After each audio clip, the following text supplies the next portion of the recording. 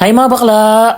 May gagawin nga pala akong arrangement dito at ang gusto nga ng customer dito mga bakla ay puro artificial flowers na mga kulay puti. At dahil nga puro kulay puting mga bulaklak ang gagamitin dito, pati na nga rin itong napili ng customer na lagayan ay kulay puti nga din. Nakapaglagay na nga din pala ako ng floral foam dito mga bakla sa may lagayan at ito nga palang lagayan na to ay medyo malambot nga. Kasunod naman yan ay nagsimula na nga din ako magtusok ng mga bulaklak dito at una ko nga palang itunusok dito sa may bantang kanan ay ito nga mga palinopsis na kulay puti. Pagkatapos ko nga maitusok itong mga palinopsis ay naglagay na nga din ako dito nitong mga anthurium na kulay puti at mga dahon ng mga eucalyptus. Kasunod naman yan ay kumuha na nga ako dito nitong mga moss at nilagyan ko na nga din dito sa may bandang harapan para nga matakpan yung floral foam at dito nga pala hindi na rin ako maglalagay ng mga chocolate. Dinagdagan ko pa nga ito ng mga bulaklak ng mga ranunculus at ito na nga yung pinakahuling bulaklak na ilalagay ko dito.